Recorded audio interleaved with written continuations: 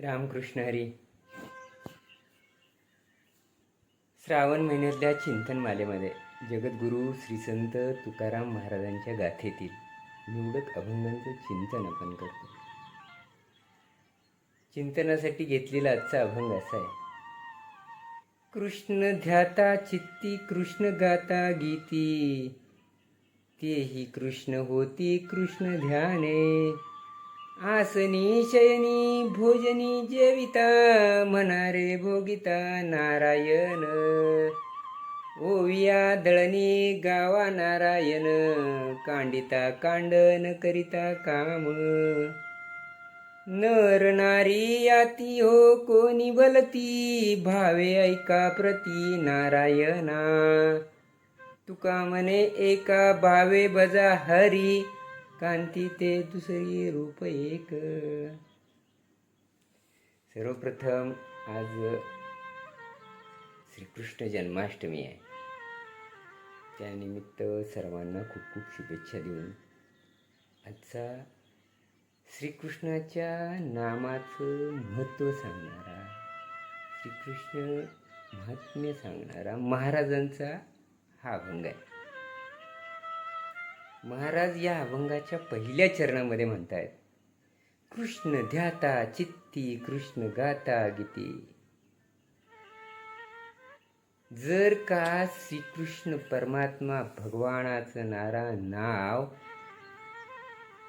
आपण ध्यान केलं, त्या नावाचं किंवा त्या नावाचं गायन केलं, तर काय होईल म्हणताना महाराज म्हणतात, तेही कृष्ण होती कृष्ण ध्याने.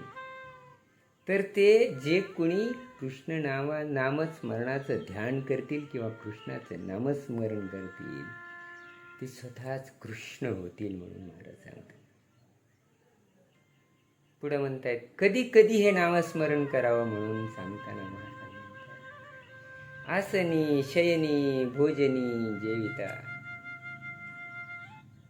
तुम्ही बसलेले असाल, तुम्ही झोपलेले असाल, तुम्ही जेवण करत असाल, म्हणारे भोगिता नारायण.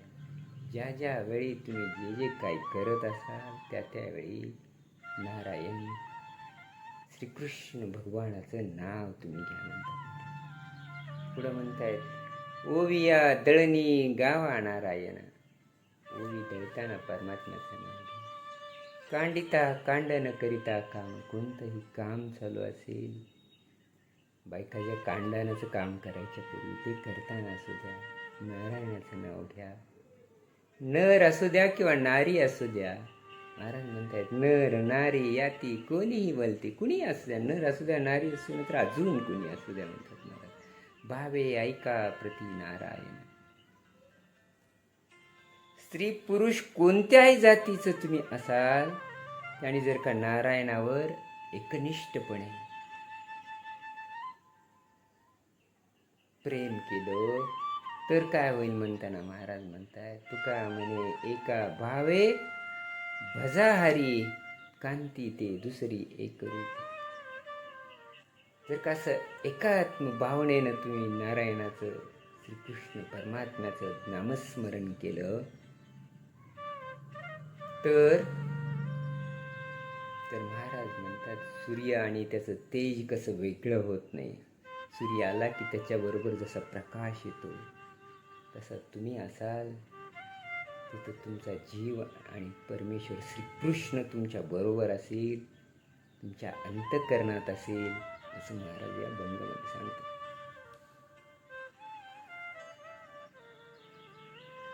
स्वतः कृष्ण होणं हे सर्वांचे कूड, सगळ्यांचे लाड पुरवता येण्या इतपत क्षमता येणं. यासाठी काय करावं, म्हणजे आपण सगळं करू शकतो, आपल्या त्या क्षमता येऊ शकतो. त्याच्यासाठी काय करावं म्हणताना महाराज सोपा मंत्र,